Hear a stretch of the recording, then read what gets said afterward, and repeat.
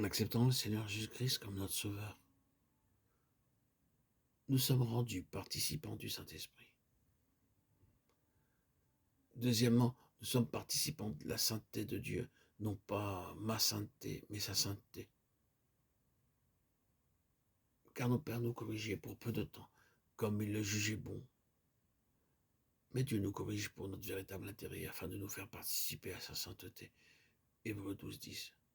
Non par la connaissance de la Bible, par la prière ou par le jeûne, mais par le Seigneur Jésus lui-même, qui me rend saint. Nous avons une participation à la vocation céleste. Frères saints qui avaient part à la vocation céleste, Hébreux 3:1. Sur la terre, vous gagnez votre vie en faisant un travail comme docteur, ingénieur, professeur, employé de bureau, travailleur manuel ou roi. Spirituellement, nous avons la même vocation céleste. Quel est cet appel? Montrer la gloire et la puissance de Dieu aux autorités célestes. Il y avait une fois un homme riche qui construisait une grande maison. La pièce principale avait un plafond artistement décoré. C'était une très belle œuvre d'or, d'argent et de pierres précieuses. Des artistes habiles, venus de toutes les parties de l'Europe, vinrent pour décorer le haut plafond. Un jour, ses amis vinrent le voir, mais ils ne purent le voir clairement parce qu'il était trop haut.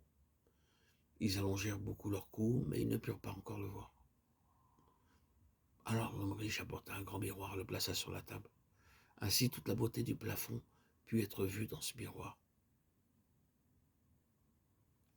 C'est notre appel céleste, c'est la gloire et la beauté de Dieu qui ne peuvent être révélées par les montagnes, les oiseaux et les étoiles, mais par vous et moi.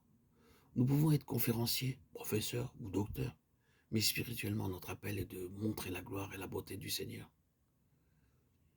Les visages de ceux qui sont nés de nouveau possèdent une beauté particulière et céleste.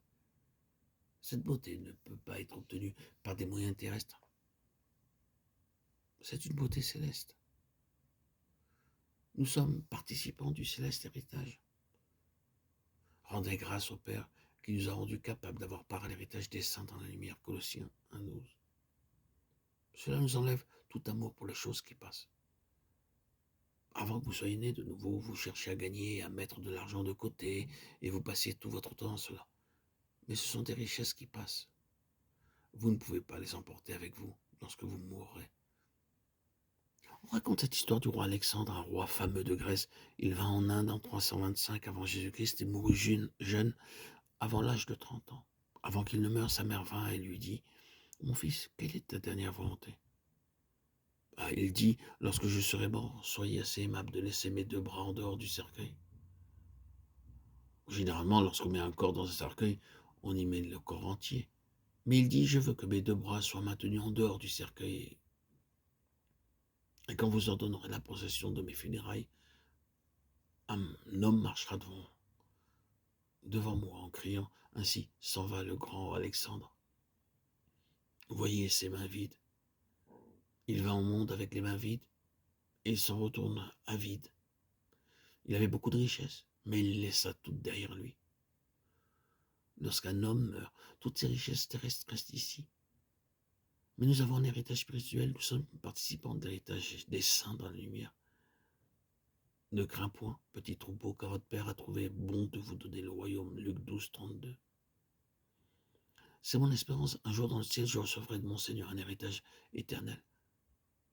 Mais avant tout, nous devons avoir la vie éternelle.